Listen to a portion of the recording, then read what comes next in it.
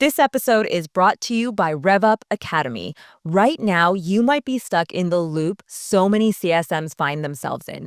Your days are packed with back-to-back check-ins, you're constantly firefighting, and when it comes to showing real impact, you're not sure where to even start.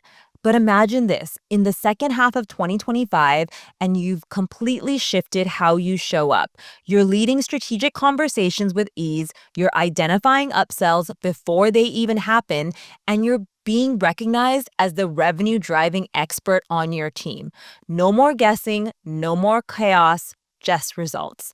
That's what RevUp Academy is built for. RevUp is my signature coaching program designed to help customer success pros like you become commercially savvy, strategic, and confident in driving growth for both your customers and your career. And guess what? Doors are opening in just a few weeks. If you want in before the end of the year, this is your moment. This next cohort is your only chance to join for 2025. It's the last time we're opening doors and spots go super fast. If you want to secure your spot, head to thecustomersuccesspro.com/rev up and get on our wait list and be the first to know when doors open. Again, head over to thecustomersuccesspro.com/rev up, and I'm excited to see you inside of the Academy. Hello, everyone. I'm your host, Anika Zuber, and welcome to the Customer Success Pro podcast, your go-to space for real talk, expert advice, and actionable insights in the world of customer success. I'm a CS executive leader, award-winning strategist, CS coach, and customer success fanatic. I help CSMs and CS leaders build the skills and the confidence to become revenue-driving pros and scale world-class CS teams. So whether you're brand new to CS or a seasoned leader, this podcast is here to support your growth. Because customer success isn't a destination, it's a journey. And I'm here to be your guide and navigate every step of your journey. So join me every Wednesday where you'll get fresh CS tips, tricks, and strategies you can actually use. Some weeks I'll share my own insights and best practices from working in CS over the last 13 years. And once a month, I'll bring on expert guests to dive into the most relevant and pressing topics in customer success today. So if you're ready to level up, hit subscribe on Apple Podcasts, Spotify, or wherever you tune in, and let's make your CS journey a little bit easier together.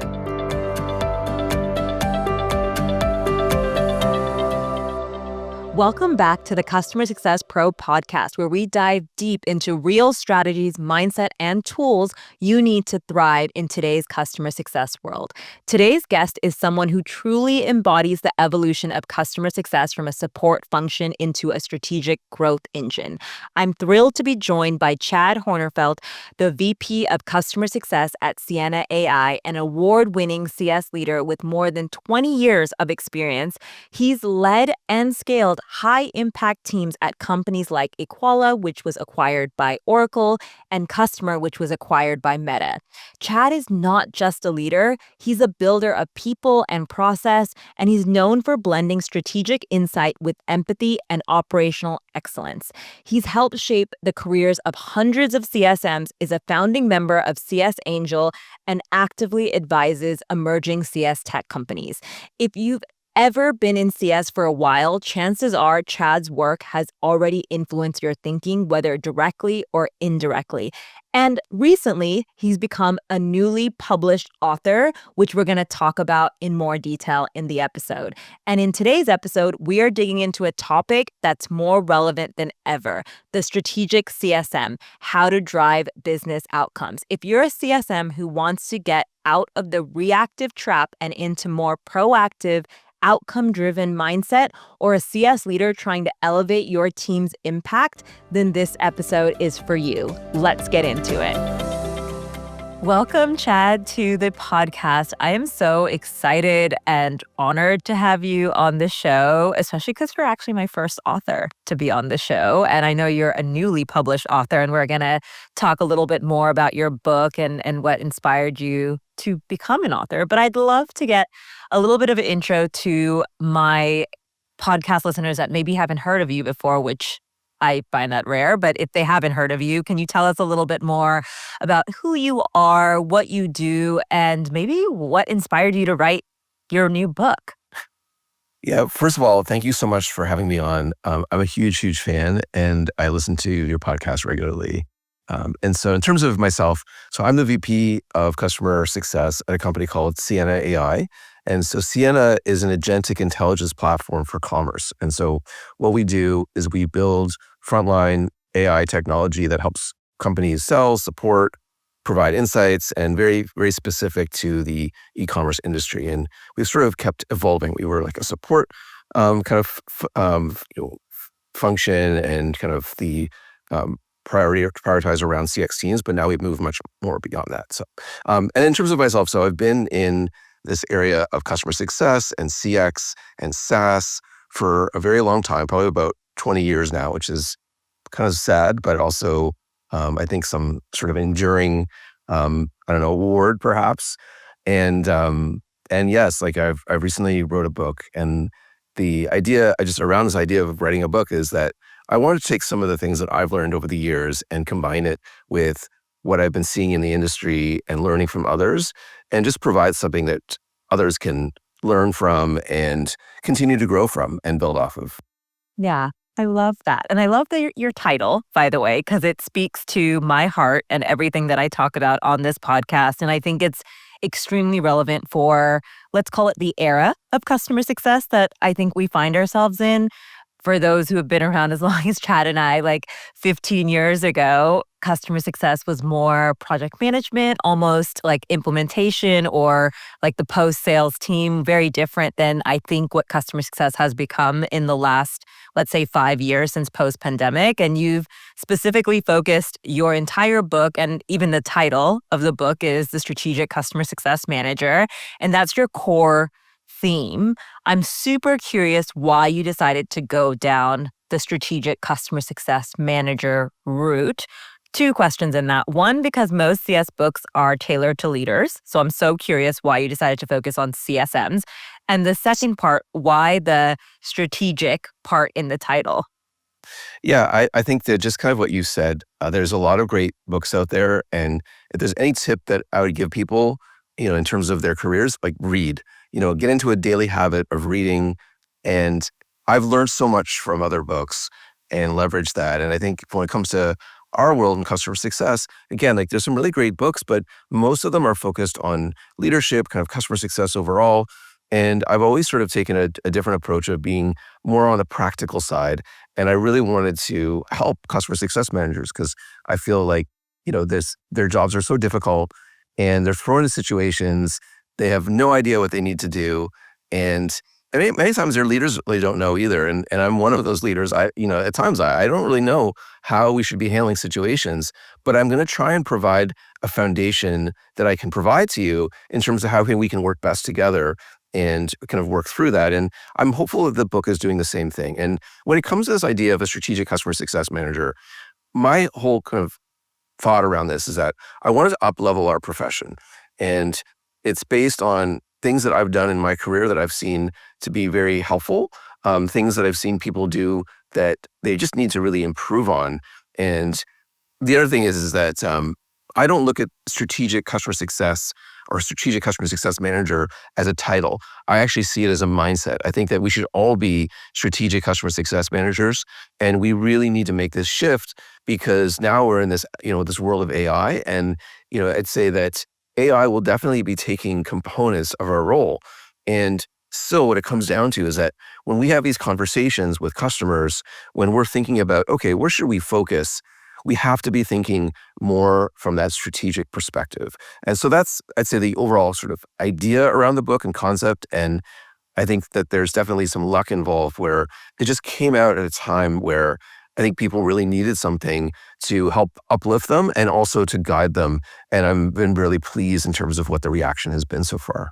Yeah, I feel like it's all over, by the way. Everywhere I turn, everyone's talking about the book. And for anyone listening, I will, of course, link it in our show notes. But it's a great topic and very topical in the era that we are in, especially like you just said, with AI coming in. I do think it frees up, and I say that in quotes, our time as you get better and use AI more strategically. It allows our customer success practitioners to actually do what I personally think we've always been told to do, but we haven't had the time necessarily to do it, which is to be strategic business partners or customer consultants, as I also like to say it as well. I think Yeah. with the world we're living in, with the amount of tech we use, CSMs have become busier and busier. And with the world economy and cutting of budgets, we end up seeing smaller CS teams, but the targets get bigger, or again, the remit of the role gets larger and larger, and it's becoming more difficult to be strategic. And I think AI plays a huge role in helping us free up that time.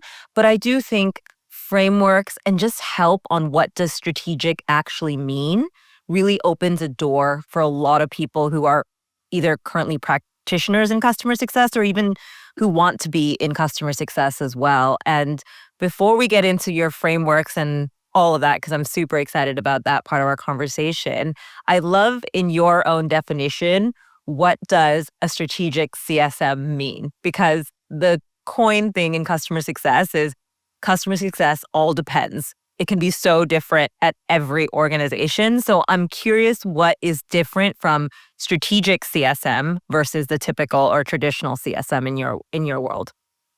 Yeah, I'd say that at a high level, it's taking things up another level. And I'd say to make it very practical, I break it into kind of three main areas.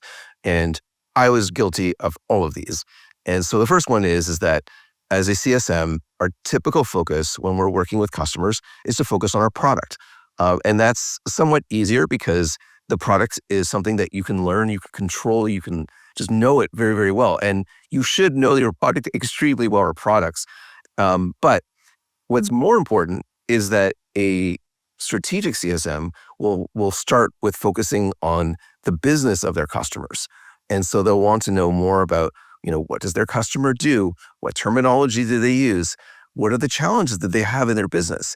And starting from there rather than starting from the product. So starting on their company's business and working backwards to your product. Because if you don't know their business very well, it's going to be very challenging to apply concepts of your product to their business. And you're not going to engage them in the best way possible. And then the second thing I would say, and it's very related to it, is that we tend to focus on adoption. The typical CSM will focus on adoption. So how have you logged in? What's the depth and breadth in terms of you're using our product? Again, it's going back to product, but very much focused on adoption. And in many ways, these are vanity metrics. So things like logins, even some of the core metrics that you see is like, oh, it's like your company talks about it every day. Like, and we do the same. We talk about automation rate, or you talk about conversion rate, or email open rate. Those are great, but when it comes to your business and the customers of your business, you need to focus on their outcomes. What is exactly value that they're going to, either purchase your products and or stay with you and grow with you. And so you need to be focusing on what those outcomes are.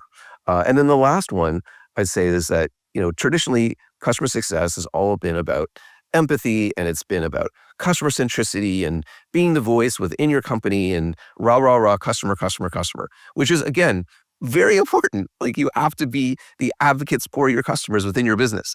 But I would say a strategic CSM, and this kind of gets into other aspects of the book where it's not just about being outstanding in your role in terms of how you work with customers and improving retention rate and expansion and growth and things like that. But it's also in terms of your career, you have to be also company centric. And what I mean by that is that you have to be thinking about, well, how can I best work with my colleague? How can I, and my colleague is a maybe fellow customer success professional, or it could be someone in support. It could be someone in sales, someone in marketing. And one of the things that somewhat irks me sometimes on LinkedIn, probably many things, but is that when we kind of go about looking at customer success as this, I don't know, we almost like attack the other functions and say, well, sales, I can't believe they did this. They sold into these poor fit customers, or, customer success doesn't get any respect. And at the end of the day, like, if you go around to the different groups and functions, you talk to support, you talk to marketing, nobody gets the recognition they deserve. Everybody feels hard done by. And from the sales perspective, they always, oh, my commission's not being, assessed properly and my quotas are horrible. And I got this horrible patch. And so everybody has challenges. And what we can be doing, and what I like to do and now I'm talking from a leader perspective, is I like to set the standard in an organization and say, okay, we know there's lots of things going on. There's always going to be craziness, but here's how we can operate, and we can go to other functions. And again, like one of the best advice I've received in my career was someone said to me is like, yes, other functions have issues, but why don't you go to them and just ask them how you can help them?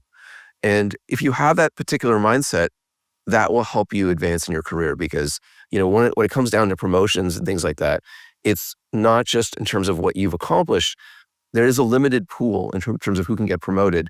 And if you make yourself invaluable, not only in your area, but you've also shown promise to help other functions, it's really, really going to help you. So that company-centric, thinking about limited resources, how to help other groups, as well as customer centricity is also really, really important. And again, like these things sort of differentiate that typical CSM from that strategic CSM. Yeah, I love that. And there's so much in that I want to unpack, especially moving beyond product adoption and those vanity metrics that you just said.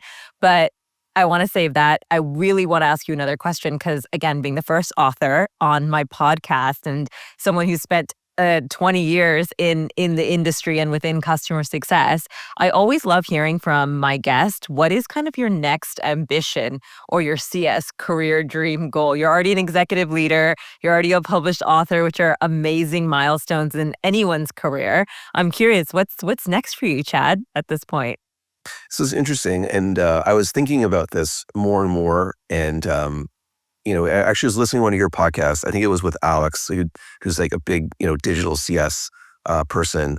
And, one of the reasons why I joined the company that I'm at, Sienna, and, I was at Meta and I've been like at other kind of larger companies, is that I want to learn more about AI and I want to be a leader that's known for leveraging AI in how I go about, structuring my organization and, in terms of renewal and growth and things like that. So I think that, where I kind of want to keep growing in the career perspective, I've almost never thought of it in terms of titles, but I've sort of thought of in terms of like what it is that I want to do.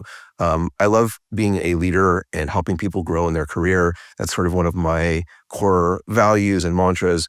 And now it's really a big focus on how can I stay ahead of the AI curve? How can I be thinking in terms of this agentic perspective and leveraging that functionality and power to help continue to propel myself? And I think it's, I have been in customer success for a long time in tech and seen so many ups and downs. And I think that it's a good thing for others to be thinking about is like, well, how do you continue to evolve? Because that's really what it's all about. If you want to persist in tech, I'd say that you have to be ahead of the curve and know where it's going and continue to up-level your skills. So, Chad, you mentioned that CSMs need to focus beyond product adoption earlier in our conversation, and I totally agree. I think that in SaaS and in the world of technology that we are in right now it's super important to understand the business of your customer rather than just focusing on your product and service.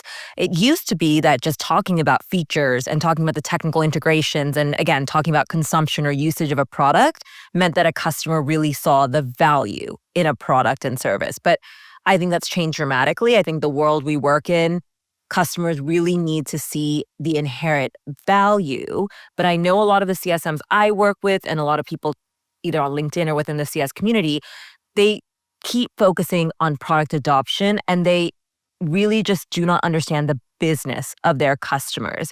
Can you maybe explain through your frameworks and what you shared in your book, what does that actually mean to focus on the business of their customer? Yeah, it's so important that you focus on their business. It's something that I mentioned earlier is that one of the strengths of a CSM is that you have to combine both their product and apply what you know about your products to their actual business And that will actually ensure that they take action on what you're actually wanting them to do. And so what that typically means is that, when you're going into a meeting and this afternoon, like I'm going into a meeting as well. And even before the meeting, I'm doing research on their company so that when I reach out to them, it will, gravitate what I'm saying to them, and I can latch on to something that I know is important to them. So there's a framework that I use. It's called the 3C framework. And I focus on their company, so that my customer's company. I focus on their end customers, so who they care about. So if they're salespeople or marketers or real estate agents, whatever they are, that's what they're trying to serve and what they're building their products for. And then the last one is the challenges, and the challenges that relate to their business.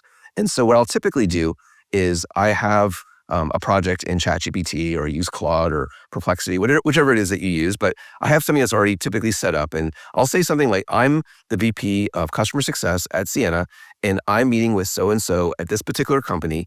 Please tell me, what are some of the challenges, or just what are some of the things that are going on in their business? How long have they been in business for? What are the products that they sell? And so who do they sell to? And then what are some of the challenges that they have in their business? And I'll ask typically, to improve that particular prompt just to make it better.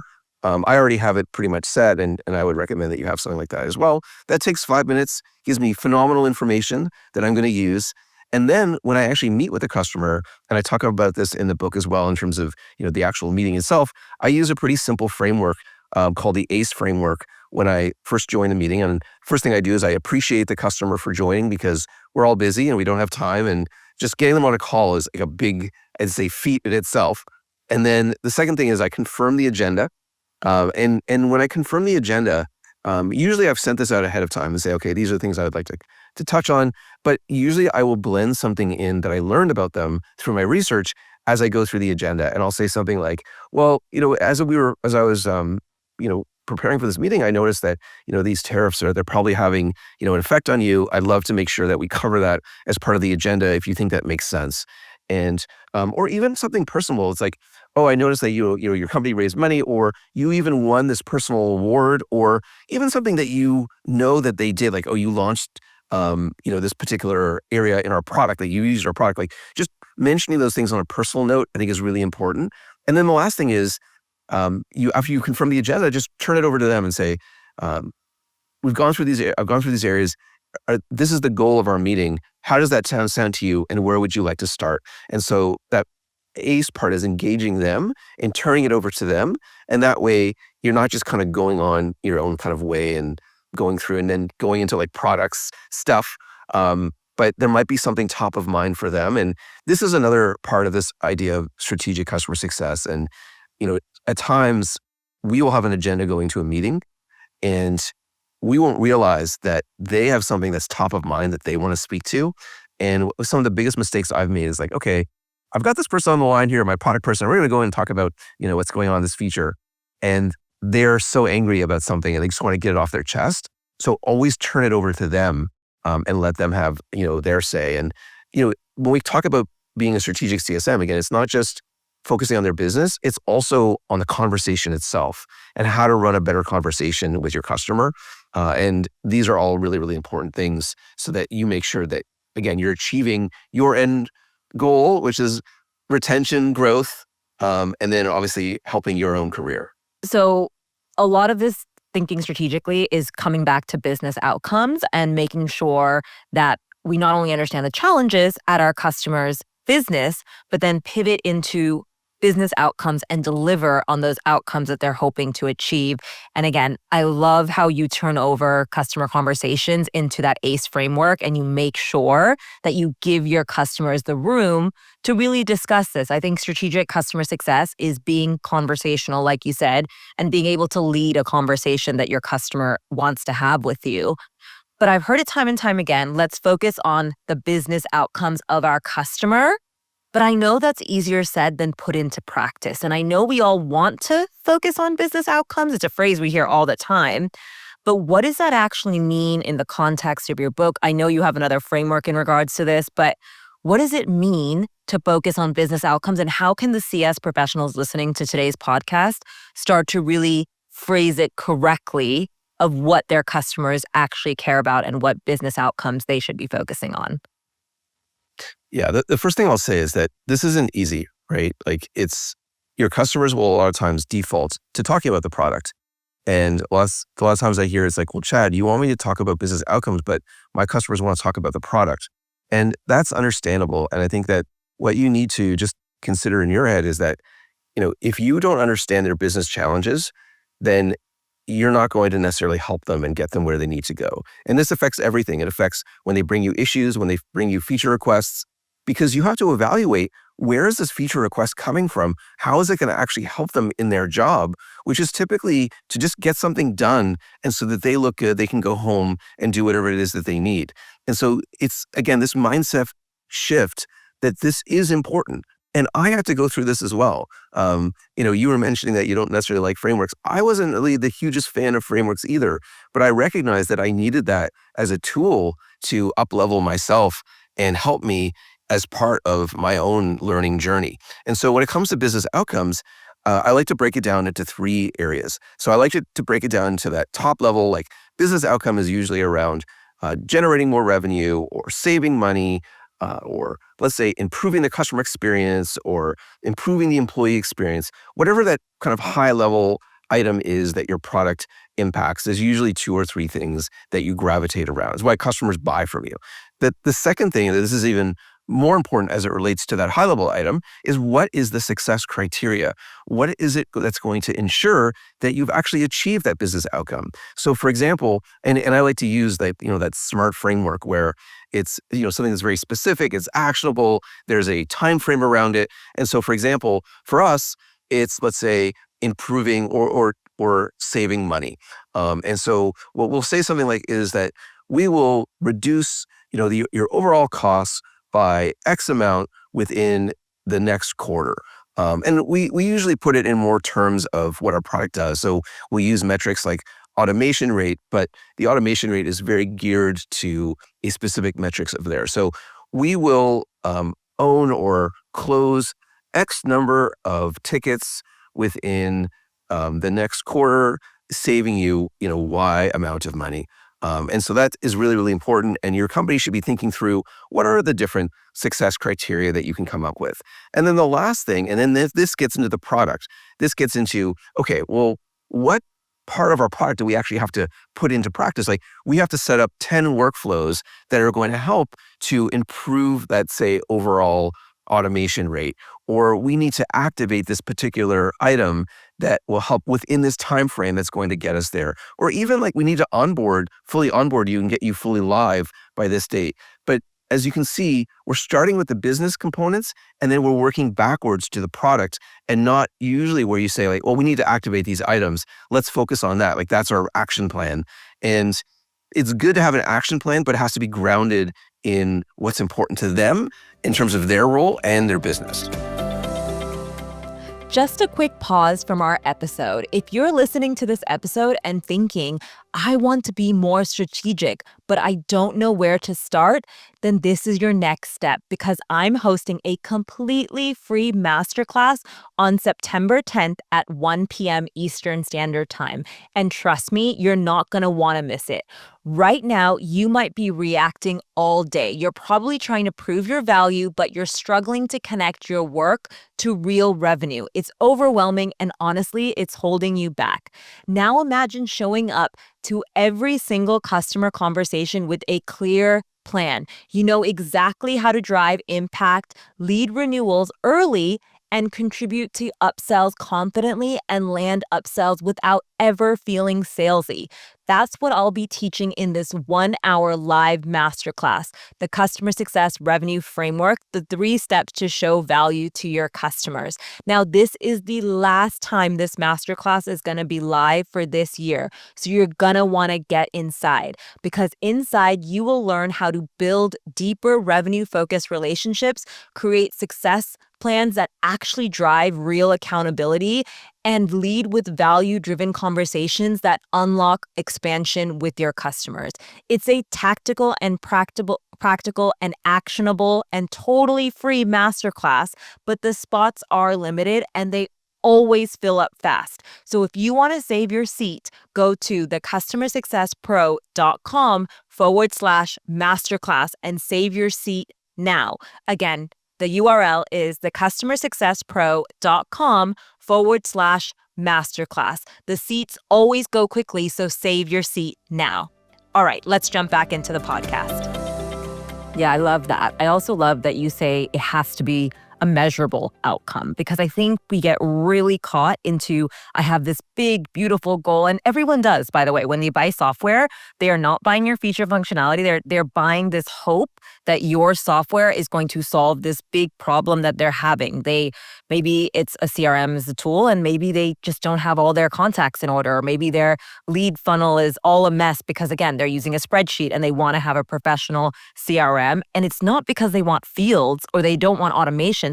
Their business is looking for organization and saving their salespeople time. But I think a big thing missing in customer success is we get those outcomes. It's amazing. We're like, okay, it's a CRM tool. My customer wants to save time and automate process. That's amazing. But like you just said, sometimes it's really tough breaking down business outcomes into something that's measurable and actionable. And I think that's where a lot of CSMs in the traditional mindset struggle with being truly strategic, because they don't know how to make things measurable and actionable with their customers. Do you have like a framework or something you can share? Once you have your business outcomes of your customer's company, what do you do with that? How do you transform that into something that's measurable and actionable? So I'd say that the next logical step is to create a success plan and detail all of those things out in the success plan. And then that becomes your blueprint of how you proceed. But I think that to get back to what you were talking about is the harder part is, how do I extract that information and how do I do it in the right way? And this gets into discovery. And I'd say that this is another skill that usually is like traditionally sales. Sales will do discovery. It's like, I'm in customer success. I don't have to do that. I'm a helper. I help you leverage the product. But really what it comes down to is you have to ask better questions. And you have to have, I'd say that a different mindset where you are the expert and you can really help them. But if you just tell the customer what to do, they're not necessarily going to do it. And so there's one framework that I like to use, and you can use it as you kind of work through and extract kind of what their business outcomes are. And it's called the Soon funnel. And was used actually by leaders to help their employees, to motivate them and to help direct them to areas to grow in their career. But it can be very, very applicable to helping your customers. Because at the end of the day, what you're trying to do is influence your customers to take action and get them unstuck. And so the Soon funnel, the first S is for success. And so what does success mean to them? And this kind of gets back to the higher level business outcome. And when they're trying to understand like what their outcome is and not really sure, and sometimes they'll say, well, I want to get to that, but I just don't know how, or I'm stuck. And so the second O, or the first O in the Soon funnel, the second letter, is obstacles. So what are the obstacles in the way? And so as an example, I was working with one customer and they're like, well, your product is really hard to use. And, I don't think we can keep working with you. And so we asked them, okay, well, what were you, like, why did you buy us in the first place? Like, what are you trying to achieve? And they're like, well, I mean, I'm a marketer. I have to go leads. I use your software because I thought that we could leverage our customers as advocates and we could grow our business that way. It's like, okay, so that makes sense. Like, you're trying to grow leads, you're a marketer, that's what's important to your success metrics. It's like, okay, well, knowing kind of what happened, and, you were using a third party, like an agency, to try and use our product. And that's probably pretty expensive to do that.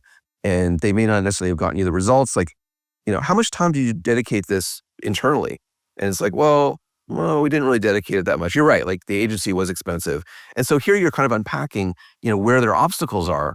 And then the third letter is the O, another O. It's options. Well, what options do we have here? You've mentioned that this is important to you, and you've mentioned that this is costly and that you haven't necessarily spent a lot of time on this. What are some things that you think we could do? And here's kind of where you're hoping that they'll say something like, well, maybe I can dedicate more time. I may have hired just somebody that I can do this. I have this other person that, or maybe I can just free up this other time. And so you start to have more of a dialogue on and getting them unstuck. And sometimes your customers will be like, well, I don't know, you're the expert, you tell me. Or they just have ambivalence, like they won't do anything. And so here's where, something from like the jolt effect, if you've read that book, is you can say something like, well, I hear what you're saying and, you don't want to necessarily proceed. But just so you're aware, these other customers, and you can name some names that are similar to you, they had a similar conundrum and they came to a kind of a similar crossroads and they took this action and here's what they did. And they felt that if they didn't take that, then they're going to miss out on this revenue or they're going to miss out on taking advantage of this opportunity. And here's the results that they got. So you're using social proof, right? This is like a Cialdini persuasion influence, if you've read that book. And that's kind of what you need to do. You need to bring in that type of mentality to shepherd your customer through. And then the last letter is next steps. It's like, okay, so you've taken them through, you define what success is, you define what the obstacles are, try and get that stuff out there so you can deal with it. What are some options? And then you ask them, okay, so what do you think is the next step? And why that's important that you phrase it that way is a typical CSM will say, okay, here's what we're going to do. And then the customer does nothing because they haven't internalized what their next step is. So it's really important that you ask them, what are the next steps? And then you just shut up and you let them say something. And sometimes they won't, but put the pressure on them. And I think that there's something, it's like very powerful. And sometimes there'll be a pause and then they'll say like, okay, like maybe we should do this. Or maybe they'll turn to their colleague, like, because if they're the director or VP, like, Jenny, I think that, we should be working on this or whatever. So that's the type of mindset you need to go in, that you have the power to change them, to influence them, to take action, and just come in with a plan. What is it that you want to get out of the meeting? Like that's the number one thing I tell people. When you're going into a meeting, what's the number one thing that you want to come out of this meeting? What action do you want customer to take? What information do you want to get? And just be very confident. Meetings are not as scary as you think they are. They're not. They're the best. I think you get so much out of them. I would prefer meeting all my customers as much as possible over email any day, but we're all busy and we all have a million tools we're using, so I can't talk to you every week. But I think meetings are super powerful, especially when you extract what you need from it, and especially when your customer gets value out of it as well. But sometimes, like you said, we get totally sidetracked or derailed by our customer and told we need to do this or we need to do that. But I'm so curious. So you said success plan. That was like the first next step. Is the Soon framework something that comes as part of building the success plan? Is that what you meant by building Soon into the success plan? Yeah, it is. Okay, awesome. And then I'm curious. It's just one of those. Yeah, it's one of those techniques that you use as part of your conversation with your customer. You need to have certain tools that you can just kind of bring in, and when the customer is stuck or you're noticing some ambivalence, they just maybe don't care, like they don't want to proceed, then you can use these frameworks and help get them unstuck. I love it. You've shared 3 frameworks now, like the 3 C's, and I loved it. ACE, and now Soon, which is success, obstacle, options, and next steps. I love that you framed it back, like tell the customer to then say what they think are the next steps. But I think even before we get to Soon, some CSMs get totally tripped up when a customer says a very vague goal. It's very common, I think. Customers don't even know what their true goal is of using your product and service. Like they might say something like, oh, we want to increase efficiency, or we want to increase employee engagement, or we want to reduce the amount we spend on outbound sales. Or it's very vague. And I think CSMs have a hard time translating vague goals like that into real, trackable outcomes that then fall into a framework. Do you have any tips for CSMs listening, what they should do when they're given such vague or a very high level, I should say, it's not really vague, it's very high level goals? How do you incorporate your frameworks into something like that? Yeah, so here's where you want to have playbooks where you should be prepared going in, where if a customer says this, then, here's typically the playbook. So I hear that you're trying to improve conversions, let's say, and I hear what you're saying, like you're not really sure, like maybe to narrow that down. And so what you can have as part of your playbook is here are the high level business outcomes, and you can even have it by industry specific, whatever like complexity your business is. Like you can build out different playbooks, different business outcome playbooks by whatever segment, etc. And then it's like, okay, So you can say to the customer is stuck and say, well, what we've seen that these are other customers that are similar to you, they typically measure the business outcome in this way. So it's by, X amount in Y time frame. How does that sound to you? And then if they continue to push back and say, well, can you let me know, like, why, what's your concern? Like, why don't you necessarily want to agree to this? It's really helpful if we have some sort of target.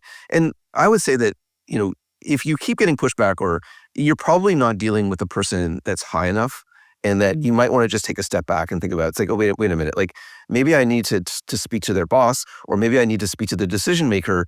And you could even say to them, like, maybe I can help you have a conversation with others in your organization so that we can better define this and we can help you. Because at the end of the day, I want to make sure that, you've invested so much in our product, you've done so much. I want to make sure that our relationship, it just becomes a no-brainer that we continue to work together. And so you want to position yourself as, their partner and someone that's going to help them. So those are some of the ways that I would go about it. Sometimes I will skip down into the actual action and say, okay, we're going to accomplish this. We're going to build this thing. It's going to result in these metrics. So how does that sound? Does that make more sense to you now? But having a playbook, and that can be really, really helpful. So if you're a CSM, you don't have that, you can start to build that yourself and even present it within your organization and to your leader. Like, don't wait for your leader to give something to you and say, here's the playbook.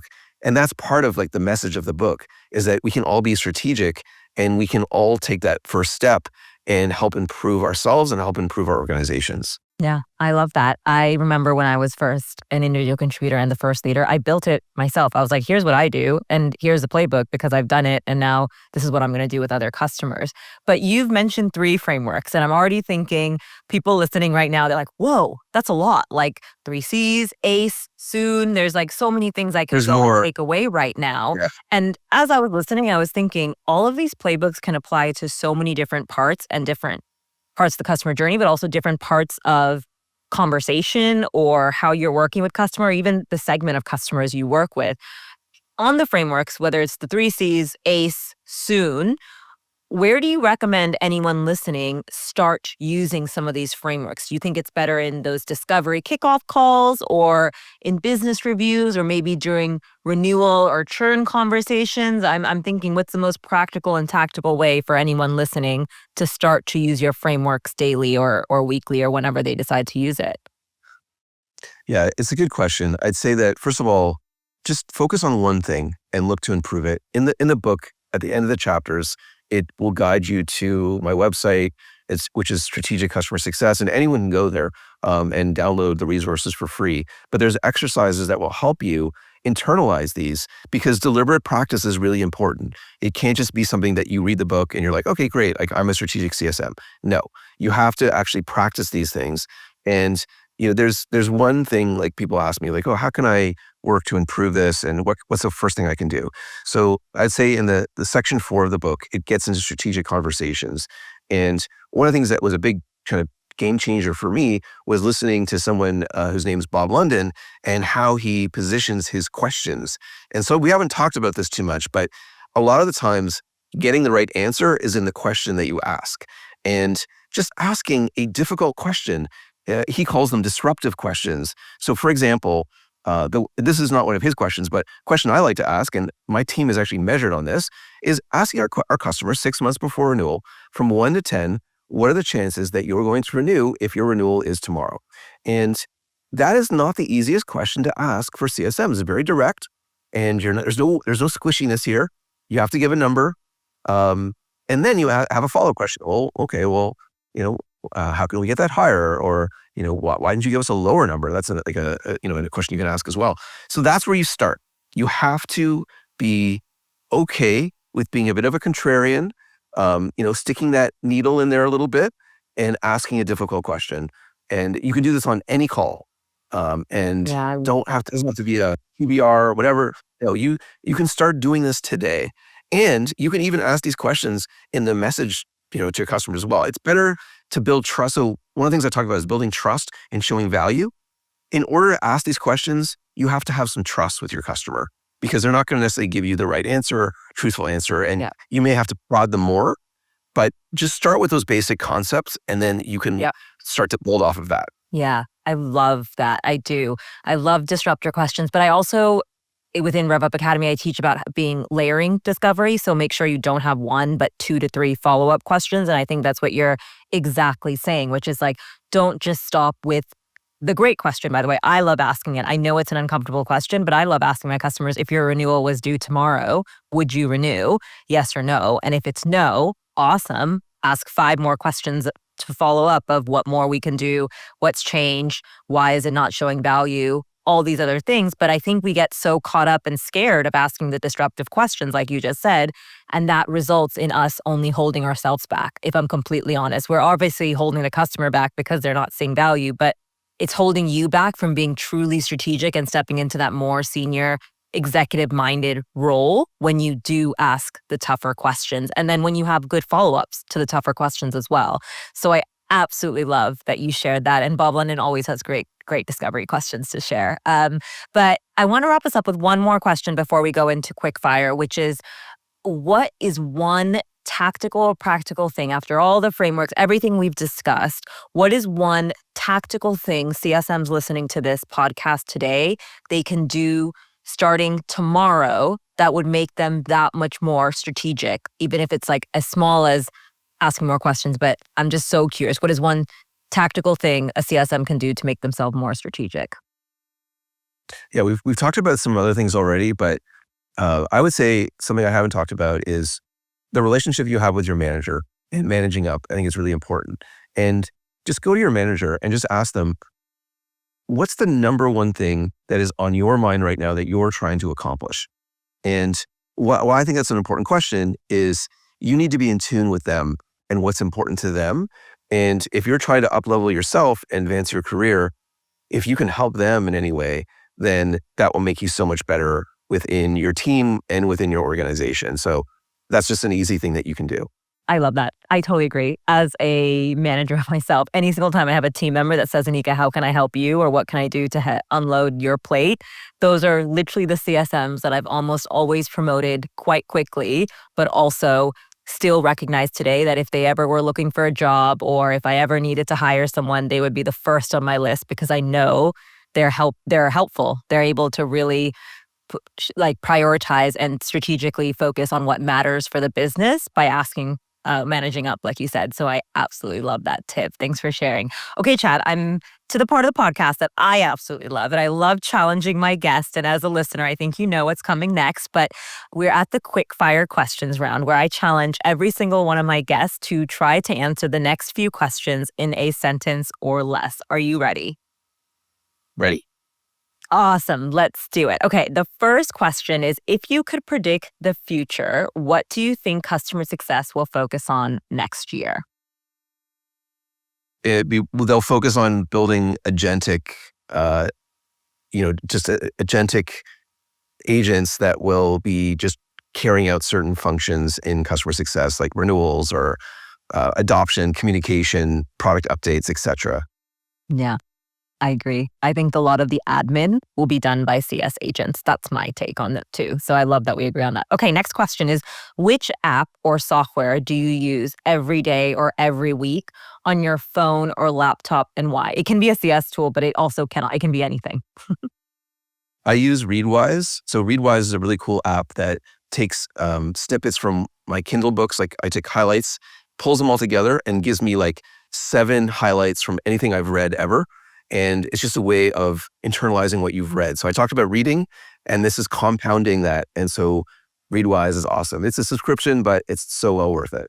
Oh, I love that. Because I just think back of everything I highlight in actual books, but I also highlight on my Kindle. And I love that because I highlight and then I forget about it. So that's really cool that it reminds you. I love that. Awesome. Next question is, if you could change one thing about customer success, what would it be? I would say that we should change this perception that we maybe have of ourselves where, maybe we blame sales or we blame product or, just we should be really proud of who we are and what we do and just continue to build off of that and just set our standards high and continue to evolve. And then we become this integral component and we don't necessarily have to always see ourselves as that redheaded stepchild. Yeah, I love that. And also just stop being ashamed or tired of CS. Like I think we're a big part of a go-to market organization and a company, and we should be proud of it. I'm proud of being a CS professional, and I hope we all start feeling that too. I love that. It's a great answer. Awesome. My last question is, who should be my next podcast guest? Ooh, that's a tough one because I honestly I really love your podcast. I'd mentioned that, and I feel that it ties so well into the book because you're so focused on just the evolution of the CSM. And I would say I spoke to this person over the weekend. Her name's Corinne Degana, and what I really appreciate about Corinne is that I hired her when I was at Bluecore and I brought her into the world of CS, and she's at Braze now. And she's just in tune with what's going on as a CSM. So I think she'd be someone that your listeners would really resonate with. Awesome. Corinne, if you're listening, I'd love to have you on the show, but also I might reach out soon. So thank you for that recommendation, Chad. I have loved our conversation. It sings so true to my heart of everything we talk about in this podcast about being more strategic, driving more revenue, and just being an outcome-oriented customer success professional. So thank you so much for sharing the wealth of knowledge that you bring into the CS space. If my listeners do have any more questions or want to talk to you or want to follow up on anything that was discussed in this podcast, what's the best way to get a hold of you? Yeah, either through LinkedIn, feel free to reach out, and then, or my site is strategiccustomersuccess.com. So feel free to go there. And I hope if you read the book or you've purchased the book, please, give me some feedback. I'd love to hear more. Yeah, amazing. I'll make sure to link everything about Chad's book, his LinkedIn, his website down below. But thank you again, Chad, for coming on the show. I absolutely loved this conversation. Me too. Thank you so much. Thanks for tuning in to the Customer Success Pro podcast. I hope you picked up something valuable to take back to your team. If you enjoyed this episode, it would mean the world to me if you took just 10 seconds to leave a review on Apple or Spotify. It helps more CS pros like yourself discover the show. And creating new episodes takes a lot of work, so leaving a nice review keeps me motivated to keep creating. And don't forget to hit subscribe on Apple, Spotify, YouTube, or wherever you listen to podcast episodes. I drop a new episode every Wednesday packed with practical tips. And if you've got a topic you'd love for me to cover or want to be a guest on my show, send me a message. All the details are in the show notes. I'd love to hear from you. And hey, if this episode helped you, share it with a fellow CSM or CS leader. Remember, sharing is caring. Cheers to your CS journey, and I'll catch you next week for our next episode.